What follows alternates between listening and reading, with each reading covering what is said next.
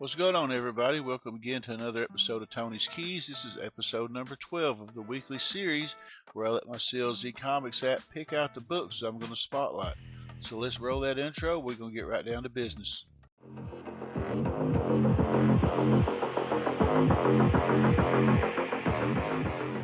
Welcome back, everybody. Before we get started, I want to thank everybody for continuing to support the channel. It really does mean a lot to me.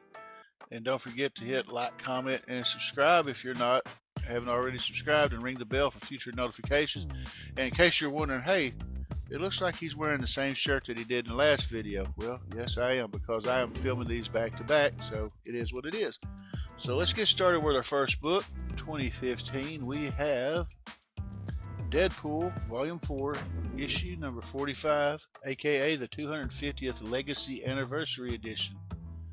The key significance for this issue is that it is supposedly the death of Deadpool. Well, he actually does die. This leads into the whole Secret Wars 2015 crossover event where all the realities pretty much went kapop, and then Doom ended up bringing fragments together, something like that. But it was a pretty good story, and this was the last issue of the Volume 4 run as well. So if you like the Merc with a Mouth, gotta get it. To us, one of the very few DC comics that's going to be in this episode. We have Batman issue number 475, and the key significance of this issue is that it is the first appearance of Renee Montoya.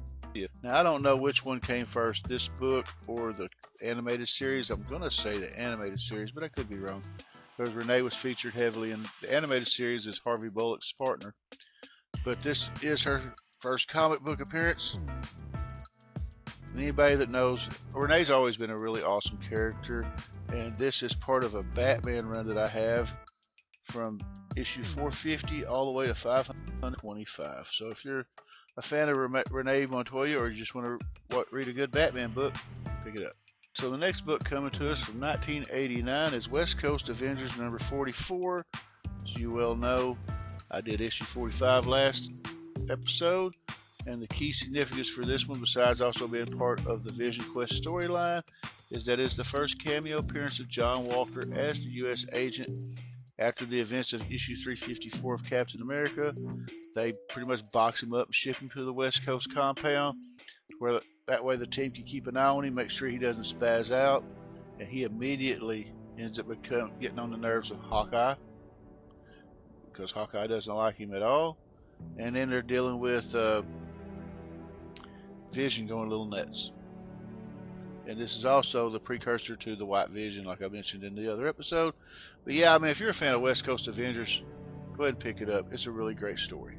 Next up from 2018, some symbiote goodness. This was the beginning of the Donny Cates run of Venom, issue number 1, volume 4. It's the first appearance of the Grendel symbiote. Everybody knows that Donnie did a pretty solid run with Venom for this series. I believe it was 35 issues.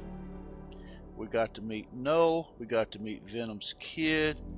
It's a really awesome freaking series, and I highly suggest you go pick them all up.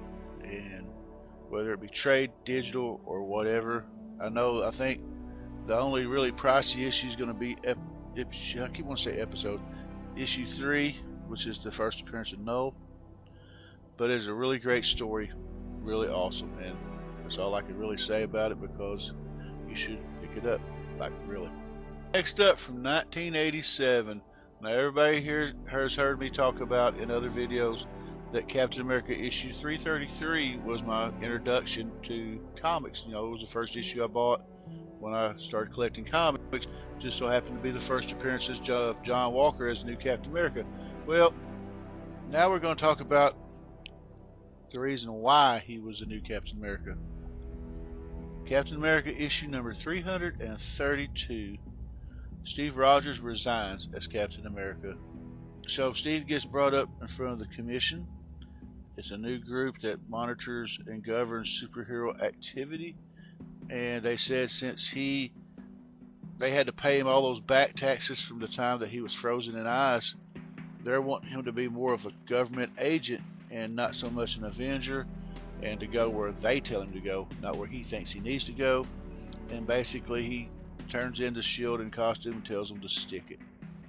And this is a really great story. It starts, this is part 1 of the Cap Quits, or the Captain, or whatever you want to call the storyline, which ran all the way up to issue 350. It was a great way for me to start my collection when I started collecting with Cap. He's my boy. He'll always be my favorite hero, and I cannot recommend this series enough, especially 332 to 350. You got to pick them up, because to see John's descent into madness is just something else, and you kind of feel sorry for him. At least in the comics, you feel more sorry for him than you did in the Falcon and Winter Soldier. But yeah, man, just pick them up. They're a great reason. I'm pretty sure you can either get them on digital or trade. We got another McFarlane Spidey, but this is not an Amazing Spider-Man. So what do you do when you have an amazing, pun intended, run on Amazing Spider-Man? Well, hell, man, you get your own series. This is Spider-Man #1, and this book was the premiere issue with an iconic cover by Todd McFarlane. Of course, you can't see the cover because it's still bagged. Now, I don't know if the bag is actually opened or sealed, because it's been a minute, but I got this cover, and I got this nice little silver cover as well. Todd did the writing, Todd did the art. This first series, 5-issue series called Torment, was freaking badass. And his idea when he was doing these, would he do these 5-issue story arcs, and so that way they could be reprinted into graphic novels. But yeah, Torment is probably one of the best ones out of the whole series. You get to see a, I'm not going to say zombified lizard. He was like possessed by some kind of ritual, with, thanks to Calypso. And there's a really great storyline. It really messes with Spider-Man's head. And even though Todd only ran the series till like issue 16, these first 16 books were pretty awesome. So yeah, if you like Todd, you got to get it. And maybe one of these days I can get the gold one to go with this and finish this setup. That'd be pretty cool. From 1972, we got another Cap book. Nice Bronze Age 20 center. It has seen better days. We have Captain America issue number 154. This is the first appearance of Jack Monroe as Bucky Barnes.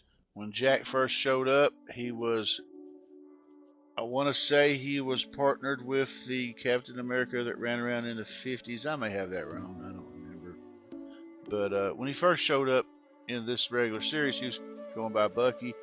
He would later become Nomad, and then he would later be killed by Bucky Barnes. Now, I don't know if they ever brought him back since the Brubaker run where Winter Soldier killed him and threw him in the trunk of the car. But if anybody knows, you can let me know in the comments. But I've always liked Nomad's character. He could be an asshole, but every once in a while he did pretty good. And the Nomad solo series from the 90s, the limited series, and the regular series that lasted very shortly, they were pretty good reads. You can probably still get those for cheap. But yeah, I mean, it's a Bronze Age goodie. Maybe I can get a better copy one of these days. As you see, it's got a little damage down at the bottom. Maybe I can get me a better copy one of these days. And you know, who knows? It's Cap. Like I said, I love Cap. Alright, so next up from DC. I can't believe it took me this long to finally get this book. As much as I love this character, and he's one of my favorite DC superheroes, if not my favorite one. We have Firestorm, the Nuclear Man, the limited series, issue number 1. Of course, this is the first appearance of Danton Black and the first appearance of Firestorm. Like I said, I first met or encountered Firestorm when I was watching one of the variations of the Super Friends on TV. Fell in love with the character.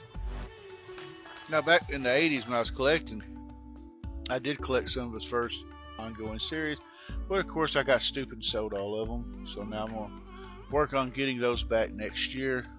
But yeah, this is pretty cool to have. I really enjoy having that one, and who knows, maybe I can get me a graded copy, maybe get this one clean pressed and graded, or you know, better copy to get pressed or graded, or you know, whatever.